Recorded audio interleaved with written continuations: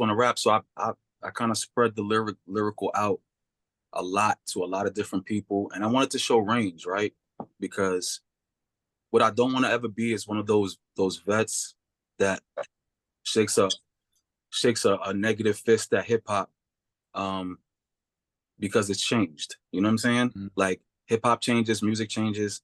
So I'm not gonna be the veteran that gets mad at change. So I want to adapt to it. So I want to rap with the young people, but I also want to rap with my age range. You know what I'm saying? Yeah. And my niche, which is gritty. You know what I'm saying? We just dropped the '99 album. You know what I'm saying? So like I want to show range and I want to show unity at the same time. And I've been blessed to be able to do that and still create my own individual stuff like Green Light, you know what I'm saying? Yeah. Dropping stuff with Fathom, that kind of stuff. So yeah, man, I'm just appreciative of the opportunities. And I just wanna be an example of what I feel like needs to happen in this space. That's dope, man. That's dope. I feel like this last year there's been like a I don't know, like a rebirth of that gritty sound in CHH, and like you and plenty of others are just kind of jumping, like being like, "Hey, I got gritty bars," you know. And it's like I really like that. I like the versatility that shows that all these different artists can have. Um, but I know you've kind of been like that all the time. It feels like there's just all of a sudden like more a bigger lane for that kind of, you know, in CHH. Can you want to add anything to that? You got any thoughts on that? I wanna, you know what? I'm very grateful that this thing is because God gave me, you know, a good amount of success doing it. I didn't have a name for it. I just was rapping my story, and it just was that. Um, C4 named it, so like that's his. You know what I'm saying? So I operate in this thing that he named.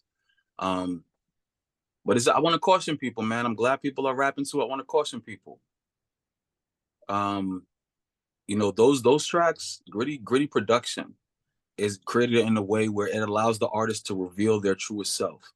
To like, it's a lot of space, it's a lot of room for you to speak who you really are. So Mm, it's very revealing. So mm, if you're not telling the truth, you sound weird. You sound weird, and you think you sound dope, but you don't. And all of us who really do this and really went through that, it just makes it really clear that you're 100% lying. So please don't look at this gritty thing and be like, oh yeah, please just pray, ask the Lord if this is what you should be doing, because you're gonna embarrass yourself, man. You know what I'm saying? I heard a lot of mm. gritty stuff. I'm very grateful to hear it going forward, and I heard a lot of dope music, but some of it was just like cringe, like, bro, that never happened. None of that ever happened. And it sounded weird when you said it. Oh, you know what I'm saying? So I'm very happy about it. I pray it continues. I know it will continue because I believe those kind of rappers have been waiting a long time for the Lord to open this up. And I believe he has. And I pray that we steward this opportunity well. That's great. Thank you for that answer. Was it Fat Joe, the Fat Joe interview recently where he was talking about how he sees that rappers are kind of like they're storytellers, but it's almost like they're doing movies. Um, I thought it came off kind of corny. He was giving like excuses as to why people might lie in the raps. He kind of did apologize for himself and all of that, but I don't know if did you see any of that? Do you have any thoughts on that, Selah? I didn't, but it's kind of like par for the course with certain rappers. You know what I'm saying? Now, interestingly enough, Fat Joe is telling the truth all the time. That's something I can verify. You know what I'm saying? Yeah. And it's not to glorify it or nothing like that, because like what he's talking about is carnality and terribleness. But I can verify that everything he talks about, he's done or is capable of. Um, but I was just thinking about this yesterday. It's funny that you asked, man. It's just like I feel like hip hop as a genre right now, and CHH as a byproduct of Christianity and hip hop, are following this path of, you know, hip hop used to be educational solely. You know what I'm saying? Breaking, DJ, graffiti, MC, the elements. Mm. So it's supposed to be like a school situation. You know what I'm saying? Educating either the world about the situations in the hood or educating each other about what to do next.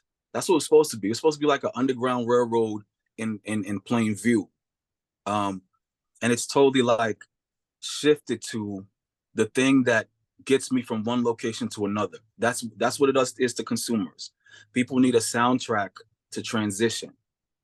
Like, and I think that's what's cool and kind of terrifying. Because if you need theme music to do everything, you're an addict. Like, you're an addict. And I've never said I was a music addict, ever. And I live and breathe music like naturally, but like I never want to be addicted to this, because to be addicted to something other than God poses a certain risk that I don't want to, engage in. So I think the consumer has turned into like a junkie, and they just want to be entertained. They don't care what you say. You could say anything. You could say anything anyway. And as long as it makes them feel moderately okay or moderately good in some kind of way, they'll play it. They'll play it. And that leaves the door open for a lot of crazy spiritual stuff that they're not aware of. You know what I'm saying? And, what they don't know is that repetition in their own mind is developing characteristics within their spirits that they're unaware of as well. So like, I'm hungry. Let me go to McDonald's every day. Let me go to McDonald's. It's fast, it's quick, it's cheap. Go to McDonald's every day, every day. Yes, you're being satiated, but what's happening to your organs and kidneys? So like, that's what's happening.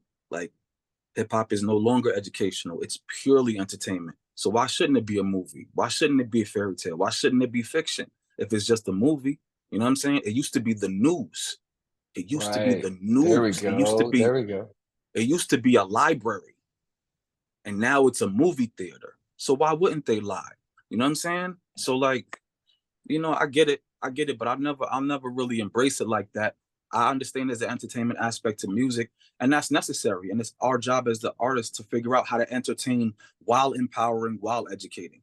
Especially if you're a Christian hip hop artist, that is your mandate, to educate the people about Christ. You know what I'm Yeah. saying? But it's getting a little weird. It's getting a little weird. I'm not gonna lie. Yeah. It's getting a little weird. So what do you think that your role is as an artist to live in that tension of doing things that are really dope, but also educating people about Christ? Well, honestly, the reason why I trust and love God as much as I do, not only because He's the Almighty, but because He's consistent. His pattern never deviates. It's always the same. I can always depend on His behavior because it always remains the same. And so does His word, because He's His word. So I look at other dope men in the Bible. How were they able to educate about Christ and still do dope things? There's a plethora of them. So many people you could name. I just look at their behaviors and mimic them. So it's not my ideas. You know what I'm saying? I'm looking at Solomon. I'm looking at David. You know what I'm saying? I'm looking at these people who stood for God, and they weren't perfect, but they still did great things for God and great things for humanity. You know what I'm saying? So um, I just try to stay myself as much as I can, as much as God allows me to stay myself until He needs to come in and take over. When Selah tripping, God come in. But I just try to be myself and exemplify Christ as much as I can in my behavior. You know what I'm saying? Yeah. The music becomes more believable when they see me live. You know what I'm saying? That's how I feel. So I learn 1,000 lessons from a person without them speaking, because I look at their body language, I look at how they assess a room, I look at how they walk, I look at a lot of different things. So like I'm teaching regardless of whether I'm talking or not. You know what I'm saying? Right. So I need to be mindful of that. Dude, that was such a mature answer. Man, I've talked to some, I feel like if I talk to some younger cats and ask that, they automatically would go to their art and here's what I do in my bars and all this. And your answer immediately is like, yo, this is how I live my life. Yeah. And yeah, that's so good. That's But so you know good. what? People, In their defense, 10 years ago, Selah probably would have said that. You know okay. what I'm saying?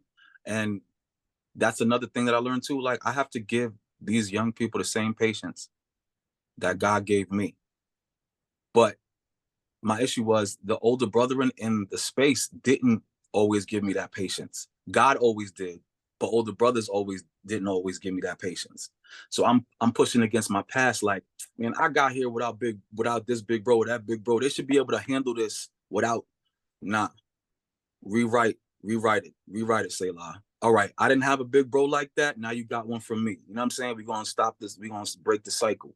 And, you know, the young dudes are very eager to talk to older brothers, man. So if you get one, don't throw them away. Don't be an opportunistic person and try to get 1,000 features out of them or squeeze them dry for their clout. You know what I'm saying? Impart into them so that a lot more young people can give mature answers during interviews. You know what I'm saying? Mhm. Do you find yourself still trying to create some bridges with some guys that are older than you? Or are Nah, you kind of, you're like, no, I'm the old guy now, so I'm gonna. nah. It's not even that. It's not even that. Cause like to be honest, it's so it's like I know, it's so difficult for an older person to create a new habit. You feel Mhm. me? So like Mhm. you've been in this joint 15, 20 years and you've been like this 15, 20 years. I ain't about to stop you from being that way, bro. I'm gonna pray that you break it, but like I'm not gonna expect that. These young people is just hungry and they're like embracing whoever embraces them. And it's so easy to be friends with them. Like, hey, what's up, man? Oh, Selah, what's up, man? Hey, man. And you just listen. Like, you just listen.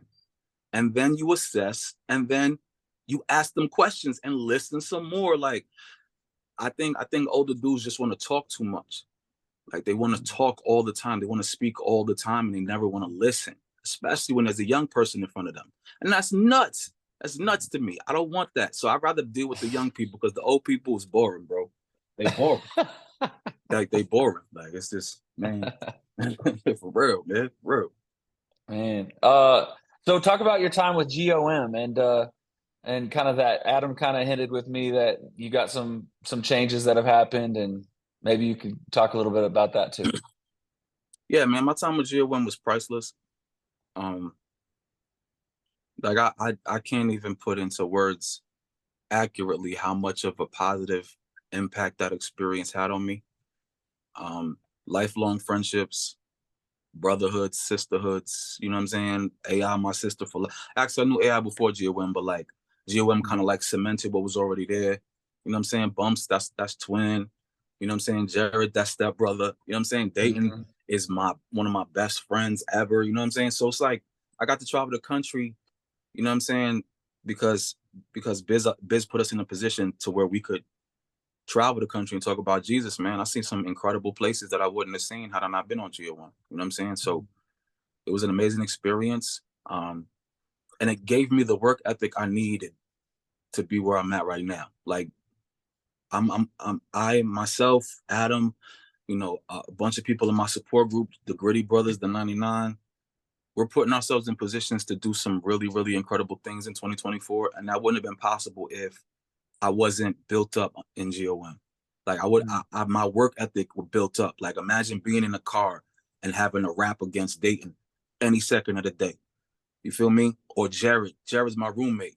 All he Yeah. do is rap all day Yeah. long, high level everywhere. And then you got Bizzle in the front seat. It could go down there too. Like so, when you're in that situation over and over and over for almost 10 years, and somebody asks you to write a 16 in 15 minutes, you're like, all right, what are we gonna do with the next 10 minutes? Because all I need is 5. You know what I'm saying? So like Mhm. it was a priceless time. I'm very grateful for it, and it's propelling us to the next level. Like it really is. Cool. So what's next then? Well, green light is out. That visual's coming soon. Um, Ski Mask Cologne, man. Ski Mask Cologne is gonna be my magnum opus. Um, Oh, really? oh Ski yeah, Mask Cologne? that's the name of the joint. Okay. Ski Mask Cologne is gonna be my magnum opus, man. It's gonna be like a Bryson Tiller situation, I think, for the space because what I'm doing, I'm introducing contrast theory to music. Like you see, my logo has the ski mask with the bow tie. Them two things don't go together. You know what Mm, I'm saying? We're gonna have a lot of R&B records with some gritty lyrics, or okay. we might have some gritty records with some R&B lyrics. This is what I'm saying. You know what I'm saying? So, um, I got a book that's done. Oh, Um, wow. that's gonna be called Ski Mask Soul. Um, that was a really intense process. I wrote it under a lot of duress at times, and a lot of happy times and a lot of unwell times, and I just had it in a vault because I wasn't sure if I wanted to give that to the people. Mm, Um, because it was really for my like expression and like cleansing. And then I was like, you know what? Like I'm not being real if I'm not being real. So all right, cool. So, you know, what may end up happening is, you know, the book is gonna drop before the album. The album is gonna drop as a soundtrack to the book. Oh, okay. So so get the book when you can, because the track list on the album might say page 75. And if you ain't got the Okay. book, if you ain't got the book, you ain't gonna know what I'm talking about. So it's gonna be that kind of thing, man. You know what I'm saying? Exciting things, man. Exciting things. That's cool. So you're kind of that's a new concept. I really like that. I think I remember Seven used to put out like a study guide with some of his albums back in the day. It kind of Yeah. reminds me of that. This is going to be more. So is it going to be like autobiographical book and It's music or? really so like so I don't know if you've ever seen me like tweet and post it, like a tweet that I posted and stuff like that on IG or whatever. Um, Random thoughts, like 1 or 2 sentences that I randomly get that I would tweet, I expound upon those sentences and turn them into paragraphs of like thoughts for the day. So Okay. I did that. I did that in a really negative place to rid myself of my negative thoughts before the day started. And I just did it for 100 days straight. And then I had 100 pages. So like it's not I think everything is autobiographical, to be honest. You know what I'm saying? The Yeah. clothes that the clothes that I'm wearing is an autobiography about me. You know what I'm saying? In some kind of way. You know what I'm saying? Yeah. Like we was talking about your hat. I could tell a lot about you through your hat. You feel me? So it is, but it isn't directly like, hey, Selah was born this day. I don't think I'm that important to where I gotta Right. tell people where I was born in the hospital and I don't think that. But I do want to give people a peek into the Selah that thinks, like the thinking Selah, because it's very different than the rapping Selah. It's very, Mhm. very different than the rapping Selah, and a lot of people don't know about him. So I want to introduce him to people.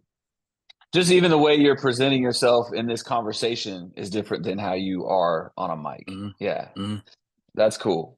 Uh, talk about so you talk about like how your album's going to be a little Bryson Tiller, um, little R&B with the gritty.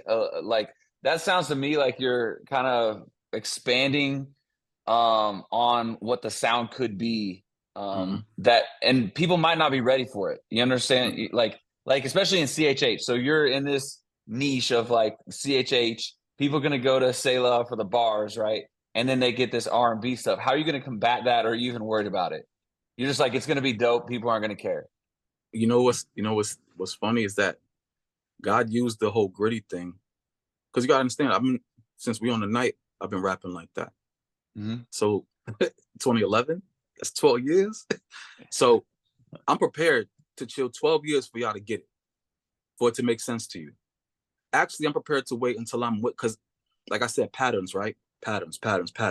It took thousands of years for the planet to get it together as far as, yeah, we should be Christian. Christ died, and then thousands of years passed, and now Christianity is the dominant religion in the world. You know what I'm saying? So as a Christian, are you willing to be misunderstood to your death if they're going to get it later on?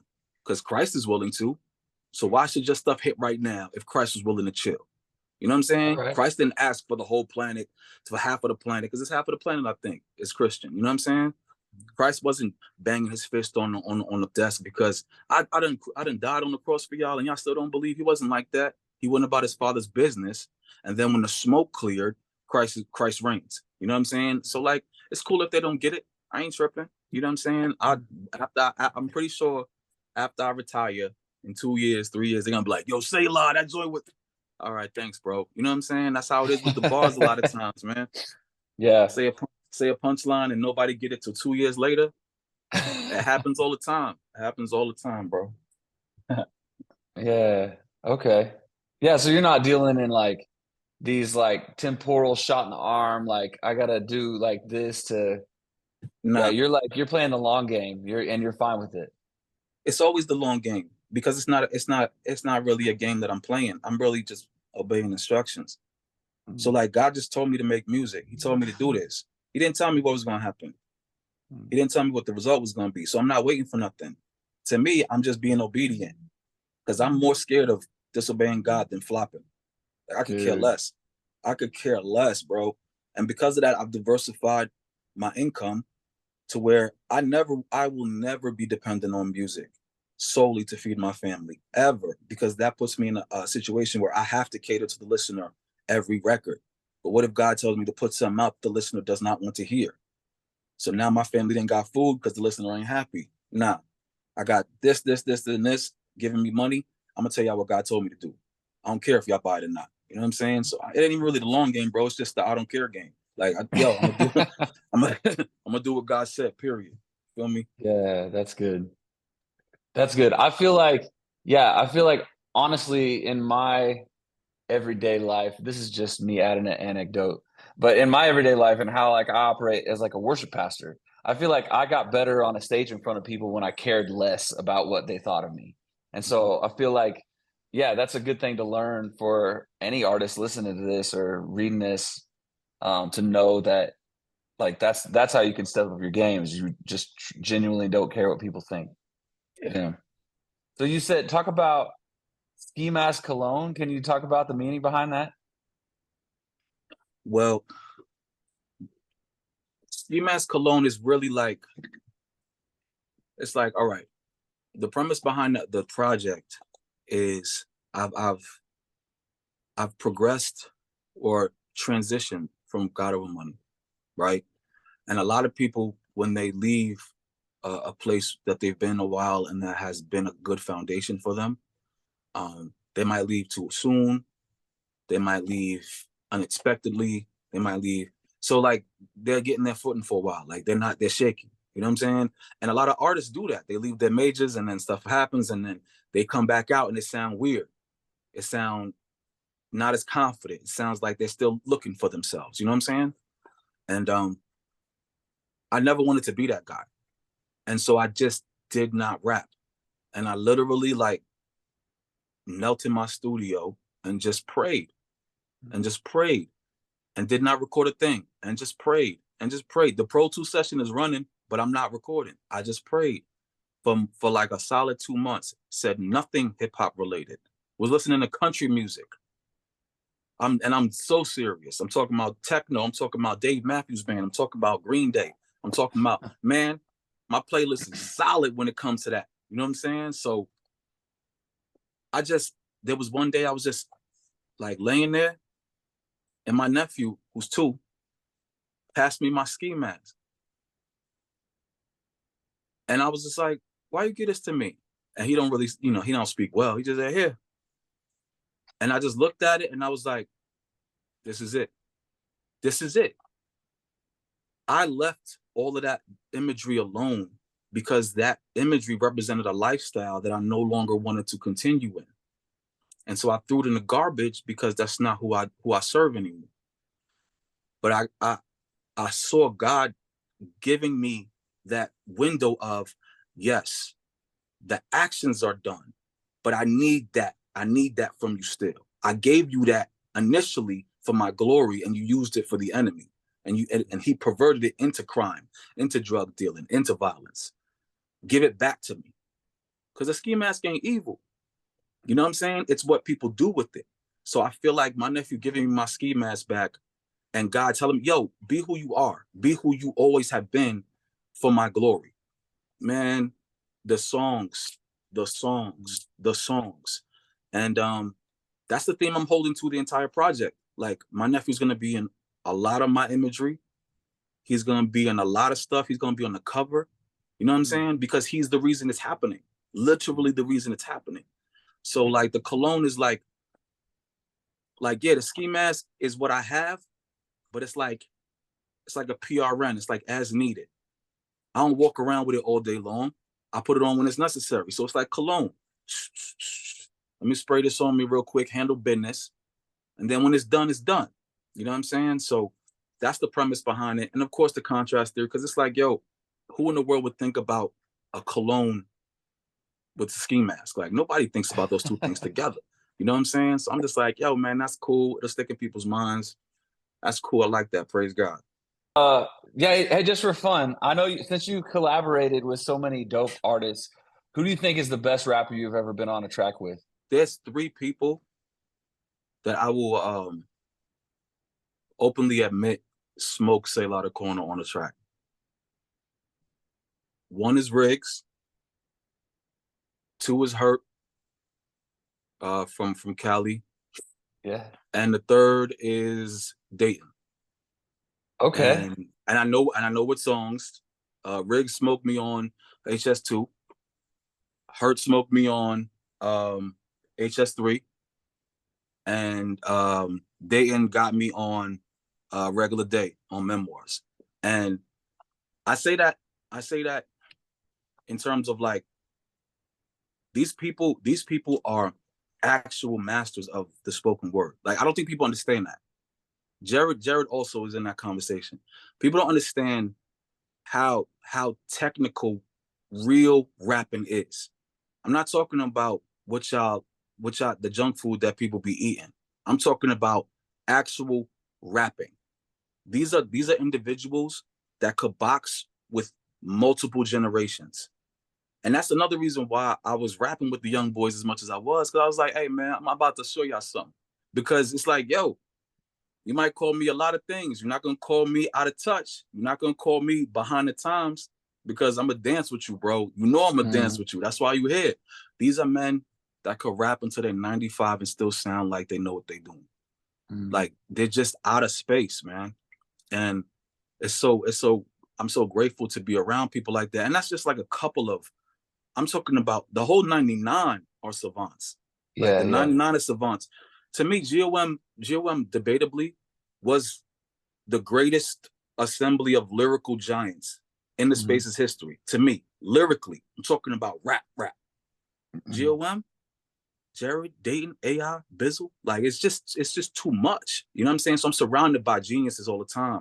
But as far as like just in awe, I was in awe of those brothers and sisters. Like, I was just like, these guys are just I actually told Dayton a couple of weeks ago, I was like, yo, bro, I need to reiterate how bad you smoke me on Regular Day. Like, I need to reiterate. He was like, nah, son, don't do that. I was like, nah, Dayton, you are out of your mind, bro. Like, you know what I'm saying?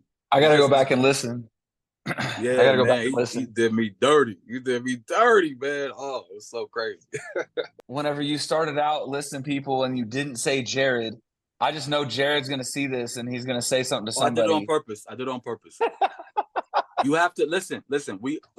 Check this out. You have to trigger Jared into action. Okay. 100%. I'm 100%. telling this, whoever watches this, if you want to get Jared active, trigger him. I'm not talking about don't be negative, don't be toxic, because you don't want that either.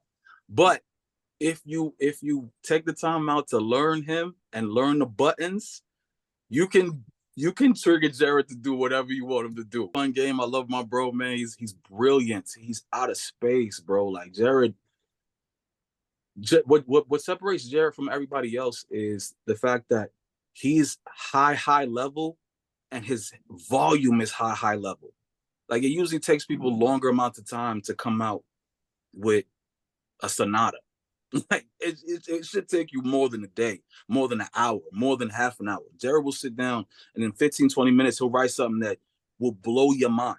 And he can do it over and over and over and over again. You know what I'm saying? And that's what makes these guys geniuses. They're not just one-offs. It's not just out of the blue, they nice one day. No, they nice all the time. Like, every day, every hour, they are always nice. When they're sick, they're nice. When they're happy, they're nice. When they're sad, when they're angry, it's just it's super humbling for me to even be around, man. But I'm triggering Jared. I'm triggering Jared. That's great. Because you owe me Step Brothers, bro. I want it. The people want it too. Stop playing.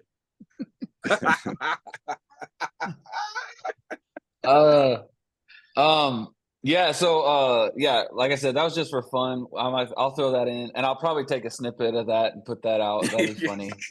That'll be funny. My favorite rapper in the space, like, of all time, he's retired now. Seven was my favorite rapper in the space of all time. Like, seriously, that dude can rap. And then what's funny, I've seen him in concert like 3 times, and he didn't even want to rap. He just wanted to preach the gospel. Yeah. He just like laying hands on people, baptizing people. He wasn't. Yeah. he saw what a lot of us see now back then. Um, I understand what it's like to grow up in the '90s and see hip hop at its highest level in terms of like intellect and stardom, and to have aspirations of emulating that situation, but coming to the conclusion at this stage that it isn't possible to be what we saw in the '90s. The '90s is no longer possible to me. You've had a couple of like flashes of that in Kendrick or Cole, but you see how they treat Cole and Kendrick. We don't even know where he at. You know what I'm saying? Who's rocking though? The babies with on the opioids all the time and Drake. Yeah. You know what I'm saying? And that's not a knock at them. It's just the reality though. So you have to be sober when you do this. The good thing is that it forces you to decide whether you're doing this for God or not. Because if you ain't doing it for God, dog, you're gonna be real mad all the time, bro. Because ain't nothing rocking, ain't nothing cracking out here for you, bro. Either you a servant, you can make some chicken. Don't get it twisted. You can make a little money, but like put that whole 30 arena sellouts to the side if you talking like what you're supposed to be talking about. Right. You know what I'm saying? So you know, I understand why Seven had that perspective. He's another guy that could have literally did anything he wanted musically. Anything. Anything. He could have been an R&B singer. He's been in ciphers and demolished incredibly polished vets. I've seen it. You know what I'm saying? But he was just so disenchanted with the reality of the situation. And so am I. I am too. I'm just choosing to laugh and smile about it and just like, all right, whatever, cool, man. You know what I'm saying? Like, it ain't tripping.